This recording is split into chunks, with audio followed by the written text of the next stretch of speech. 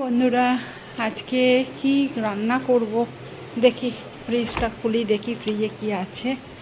ওরে বাপরে বাপ, ফ্রিজে তো সবজি অনেক আছে। সজনে ডাঁটা, কাঁচা কলা। ওরে এইটা পেয়েছি, দাঁড়াও দেখাচ্ছি। হ্যাঁ, কাঁঠাল মানে এঁচোড়। জানো এই এঁচোড়টা, হ্যাঁ, তোমাদের বারবার ওই বন্ধুরা বন্ধুরা বন্ধুরা বলবো না, কারণ হচ্ছে তোমরা তোমার বন্ধুই, আমার বন্ধু, আমার গুরুজন, আমার ভালোবাসার ছোটো ছোটো ছেলেমেয়েরা সবাই তোমরা দেখছো আমার ভিডিও। তো যাই হোক, এটা এটা কোথাকার জানো? এটা গুপ্তিপাড়া। গুপ্তিপাড়া মানে হচ্ছে আমরা ছোটোবেলায় পড়েছিলাম গুপ্তিপাড়া বিশ্বম্বরবাবু, সেই গুপ্তিপাড়া আমার মামার বাড়ি। মামার বাড়ির গাছে এই এঁচোড় আমি কেটে নিয়ে এসেছিলাম। তো এটা ফ্রিজে রেখে দিয়েছিলাম। আজকে এটা দিয়ে আজকে তোমাদের একটা জিনিস বানিয়ে দেখাবো। এঁচোড় চিংড়ি, আর একটু চিংড়ি মাছও আছে। যাক, এঁচোড় চিংড়ি বানিয়ে দেখাবো, আমার সাথে থাকো। হ্যাঁ, এঁচোড়টা কেটে নিই তাড়াতাড়ি করে। বন্ধুরা দেখো, আবার বন্ধুরা বললাম, অভ্যাস। এই এঁচোড়গুলো এরমভাবে কেটে নিয়েছি, ঠিক আছে। এবার আর এই দারুণ আঠা, কি আঠা কি আঠা, হাতে না মানে কতক্ষণ বসে হাত ছাড়ালাম। সর্ষের তেল একটু হাতে মাখিয়ে নেবে, আর ওই পটিটার মধ্যে না একটু সর্ষের তেল মাখিয়ে নেবে, তাহলে আঠাটা লাগবে না। তো সর্ষের তেল দিয়ে তারপরে এঁচোড়টা কাটলাম। আর আলু তো কেউ খায় না, আমি ওই জন্য 2 টুকরো আলুই দিয়েছি, একটা আমার, একটা মেয়ের জন্য, ঠিক আছে। এবারে একটু কুকারে একটু সিটি মেরে নেবো, মানে একটু ভাপ দিয়ে নেবো। দেখো বন্ধুরা, ওটা সিটি করতে করতে তখন কড়াতে আমি সরষের তেল দিয়ে রান্না করি।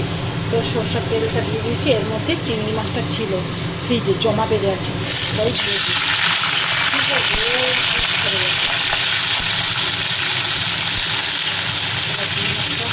ভাজা ভাজা করে রাখতে হবে। দেখো, আমার তো চিংড়ি মাছটা ভেজে তুলে রেখেছি। এবার ওই কড়াতে একটু তেল দিয়ে দিলাম, সরষের তেল। আমি সবসময় সরষের তেলটা রান্না ব্যবহার করি, আমাদের সেই সরষের তেল। এই দেখো, আমাদের দিয়ে দিলাম গোটা জিরে। হ্যাঁ, কী যেন বলছিলাম, আমি সবসময় সেই আটা ভেঙে সরষের তেলটা ব্যবহার করি, দারুণ ঝাঁজ। দেখো, আর হচ্ছে এই যে আমি সব মশলা এখানে আদা, পেঁয়াজ, রসুন দেইনি, আদা, পেঁয়াজ, টমেটো পেস্ট, আর এই যে তোমার জিরে গুঁড়ো, ধনে গুঁড়ো, আর এখানে নুন আর হলুদ। এবার দিয়ে দিলাম কড়াতে। দেখো, আর এর মধ্যে একটু কালার আনার জন্য দিয়ে দেবো কাশ্মীরি লঙ্কা গুঁড়ো। আমি সবসময় না কাঁচা লঙ্কাটাই খাই। এবারে ছেলে মেয়েগুলো অতটা ফেটকা ফেটকা হলে না ছেলে মেয়েটা খুব বিরক্ত করে, ওই জন্য একটু কাশ্মীরি লঙ্কাগুলো দিতে হবে।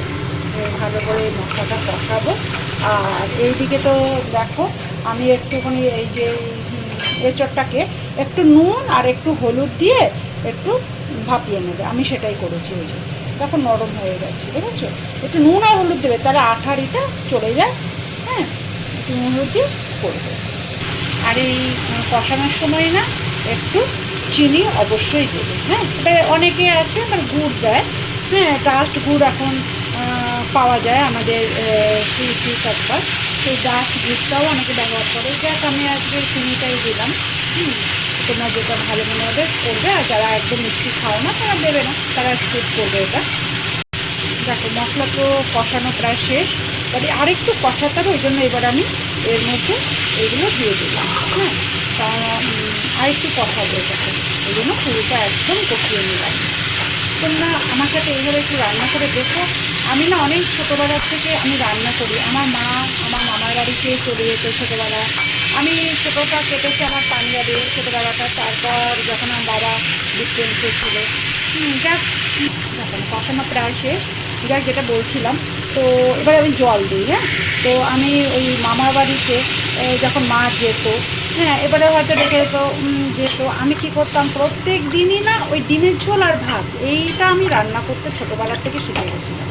ডিমের ঝোল, দেখো এখনই উল্টে যেত গো। হ্যাঁ, তো ডিমের ঝোল আর ভাতটা আমি রান্না করতাম।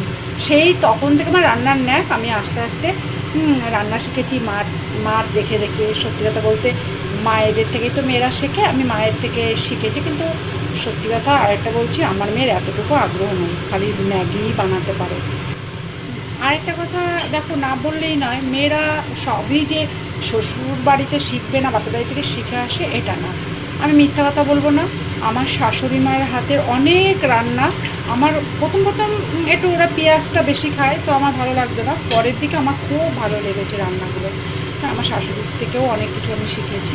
দেখো রান্না তো প্রায় শেষ। এবারে আমার কত বাসন পড়েছে। আমার সত্যি কথা বলতে আমি কাজের লোক রাখিনি গো, আমি নিজের কাজ নিজেই করে নিই। দেখো এটা ফুটে উঠেছে, যাকে এটা আরও জাল পাবে। এই জাল পাবে কথাটা জানো, এই রে ভাতের হাঁড়িতে আবার বরফ চলে এসছে। তো জাল পাওয়ার ব্যাপারটা দেখো, আমি আগে না কি জাল পায় আর একটু জাল পেতো এটা জানতাম না।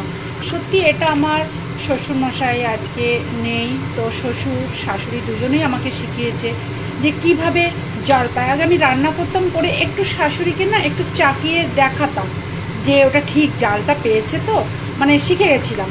হ্যাঁ, যদি মানে মা বলতো যে হ্যাঁ জাল ঠিক আছে, আমি খুব আনন্দ হতো ওটা ঠিক পারফেক্ট। হ্যাঁ, তো আমি রান্নাই করতাম। এটাকে বলে জাল পাওয়া। এখন শিখে গেছি জাল কতটা পাবে, কী পাবে, জাল জিনিসটা কী, এটা আমি শিখে গেছি। আস্তে আস্তে অনেক গল্প তোমাদের সাথে করবো। হ্যাঁ, দেখো এটা প্রায় আমার শেষের মুখে, আর একটু জাল পাবে। সেই যে জাল, জাল মানে পাঞ্চা ভাবটা একটু আছে, আর একটু ফুটলেই হয়ে যাবে। জাল পাওয়া মানে পাঞ্চা যাতে না থাকে, এটাই আমাকে বারবার শিখিয়েছিল আমার শ্বশুরমশাই, বাবা, মা, ওরা। হ্যাঁ, এখানে আসার পরে ওটা শিখেছি। বাপের বাড়িতে হয়তো মা বলতো না, কারণ হচ্ছে যাক মেয়ে করে দিচ্ছে, এটাই অনেক, যেটা আমিও ভাবি। চলো এটা না দিয়ে এবার তোমাদেরকে দেখাবো। দেখো এটা পুরো একদম রেডি। এই দেখো চিংড়ি মাছগুলো আমার দিকে তাকিয়ে আছি, তখন খাবো। আর আগে তো ঘরে মেয়েদের খেতে নেই, এটা আমরা ছোটো থেকে শিখে এসেছি। আর বর আসুক, ছেলে মেয়েকে দিই, তারপরে খাবো। আমার ভীষণ পছন্দ চিংড়ি মাছ, জানো, আমার দুটো মাছ, এক ইলিশ মাছ, এক চিংড়ি মাছ। তো বন্ধুরা আমার রেডি এঁচোড় চিংড়ি। দেখো আমি না এতে, তোমরা হয়তো লক্ষ্য করেছো, আমি ঘি বা গরম মশলা দিলাম না, ঠিক আছে। এই যে এটা না দিলে, আমি দিয়েও এর আগে রান্না করেছি, দেখেছি। ওর থেকে বরঞ্চ না দিয়ে এটা এইভাবে রান্না করে খেয়ে দেখো, এটা বেশি টেস্ট হয়। যাক অনেক বক বক করলাম, আমার একটু তোমাদের সাথে গল্প করতে ভালো লাগে তাই করি। হ্যাঁ, একটু এতে আমার ভিডিওগুলো একটু লেন্দি হয়ে যায়, কিছু মনে করো না প্লিজ। তোমরা একটু আমাকে লাইক, শেয়ার, কমেন্ট করো, ওকে, আমাকে সাপোর্ট করো। Thank you.